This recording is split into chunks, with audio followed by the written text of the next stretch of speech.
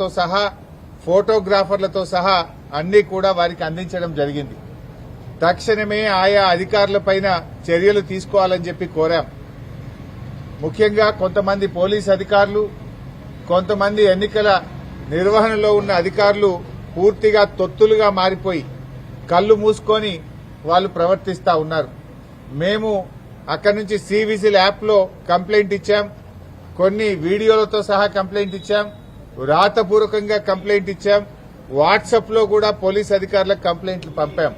కానీ వీళ్లు అక్కడికి వెళ్లకపోవడం, వెళ్లడానికంటే ముందే సమాచారం ఇచ్చి వీళ్లు లేటుగా ఆలస్యంగా వెళ్లే విధంగా ప్రవర్తిస్తా ఉన్నారు. సరే, ఎవరు ఎన్ని ప్రయత్నాలు చేసినా ఓటరు మనకంటే తెలివైనటువంటి వాడు. ఓటర్లు అన్ని గ్రహించగలుగుతున్నారు. నిజానిజాలు గ్రహించి ఓటర్లు తగిన రీతిలో తప్పకుండా బుద్ధి చెప్తారు. కానీ ఈ రకమైన వ్యవహారం జరుగుతూ ఉంటే ఎన్నికల కమిషన్ ఎందుకు చోద్యం చూస్తా ఉంది, ఎందుకు ఎన్నికల అధికారులు పట్టించుకోవడం లేదు, ఇవన్నీ విషయాలను కూడా ఈరోజు ఎలక్షన్ కమిషన్ దృష్టికి తీసుకువెళ్లాం. ముఖ్యంగా కొన్ని సెన్సిటివ్ బూత్స్ ను గుర్తించి అక్కడ పోలీస్ ఫోర్స్ సెంట్రల్ బలగాలు పెట్టండి, సిఆర్పీఎఫ్ బలగాలు పెట్టండి అని చెప్పి ఆయా పోలింగ్ స్టేషన్ల వారీగా వివరాలు కూడా ఎన్నికల కమిషన్ కు అందించాం. ముఖ్యంగా మహిళా పోలీస్ అధికారులను, ఆశా అంగన్వాడీ వర్కర్లను అక్కడ డెప్యూట్ చేసి లోపలికి వెళ్లేటువంటి ఓటర్ల ఐడెంటిటీ గుర్తించిన తర్వాతనే ఓటర్లను లోపలికి పంపాలి. అది ఎవరైనా సరే అందరినీ కూడా ఓటర్ ఐడెంటిటీని పోలింగ్ స్టేషన్ బయటనే గుర్తించాలి. వాళ్ళ ఓటర్ ఐడి కార్డు మ్యాచ్ అవుతుందా, ఫేస్ తో మ్యాచ్ అవుతుందా లేదా చూడాలి. ఓటర్ ఐడి గుర్తించకుండా ఓటర్లను పోలింగ్ స్టేషన్ లోకి పంపకూడదు. మహిళలను గుర్తించడానికి ప్రత్యేకంగా ఒక కౌంటర్ పెట్టండి. అదొక వాళ్లకు కంప్లీట్ ఒక రూమ్ లాంటిది ఏర్పాటు చేసి అక్కడ మహిళా ఆశా అంగన్వాడీ వర్కర్లు, మహిళా పోలీస్ అధికారులు ఉండి వారిని గుర్తించిన తర్వాతనే పోలింగ్ స్టేషన్ లోకి అనుమతించాలని వ్రాతపూర్వకంగా మేము కంప్లైంట్ ఇచ్చాం. మా దగ్గర స్పష్టమైనటువంటి వీడియో ఆధారాలు కూడా ఉంటే వారికి చూపించడం జరిగింది. ముఖ్యంగా ఫేక్ ఐడి కార్డులు ఇబ్బడి ముబ్బడిగా ఏ రకంగా ఫేక్ ఐడి కార్డులు తయారు చేశారో ఇప్పుడే వారికి సుదర్శన్ రెడ్డి గారికి, మన రాష్ట్ర ఎన్నికల అధికారికి ఈ వీడియో కూడా చూపించాం.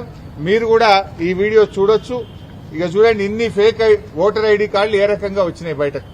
ఈ ఓటర్ ఐడి కార్డులు ఇన్ని కుప్పలు కుప్పలుగా బయట ఎట్లా వస్తా ఉన్నాయి. ఇదే కాకుండా ఇంకొక వీడియో కూడా ఉంది, ఫేక్ ఐడి కార్డుల వీడియో.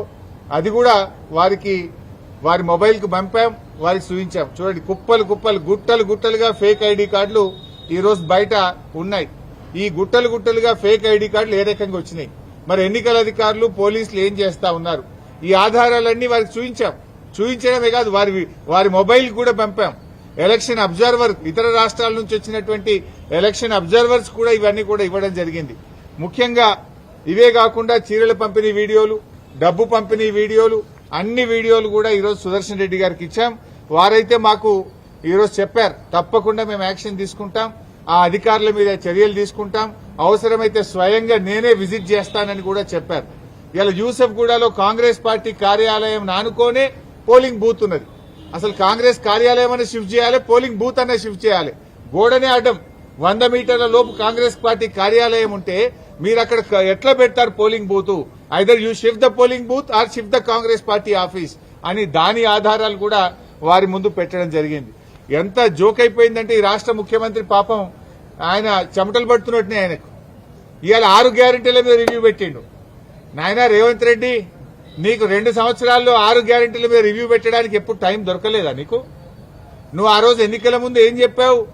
మొదటి అసెంబ్లీలోనే 6 గ్యారెంటీలకు చట్టబద్దత కల్పిస్తామని ఆ రోజు ప్రజల ముందు చెప్పారు. ఎన్ని అసెంబ్లీ సమావేశాలు జరిగాయి, ఎన్ని కేబినెట్ మీటింగులు జరిగాయి, ఏ ఒక్క రోజు 6 గ్యారెంటీల మీద చర్చించకపోతివి. ఇవాళ 6 గ్యారెంటీలు యాదికి వచ్చినాయా నీకు? అంటే నీకు చెమటలు పట్టినాయి. నీకు ఇవాళ గల్లీ గల్లీ తిరుగుతున్నావు, మోకాళ్ల మీద తిరుగుతున్నావు బిడ్డ. నువ్వు ఇవాళ 6 గ్యారెంటీల మీద రివ్యూ చేస్తున్నావు అంటేనే నువ్వు ఓటమిని అంగీకరించినవు. 6 గ్యారెంటీల మీద 2 ఏళ్లలో ఎందుకు రివ్యూ చేయలేదు? 100 రోజుల్లో 6 గ్యారెంటీలని ప్రజలకు హామీ ఇచ్చి 700 రోజులు గడుస్తుంటే ఎన్నడూ రివ్యూ ఎందుకు చేయలే? ఇవ్వాలనే నువ్వు రివ్యూ చేస్తున్నావంటే ముఖ్యమంత్రి ఇంకా ఓటర్లను మభ్యపెట్టడానికి, ఓటర్లను మోసపుచ్చడానికి ముఖ్యమంత్రి ఇంకా డ్రామాలు ఆడుతున్నాడు.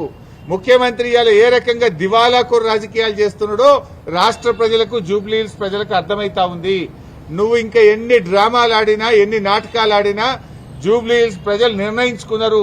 వాళ్ళు న్యాయబద్దంగా ఆత్మసాక్షిగా వాళ్ళు ఓటు వేస్తారు.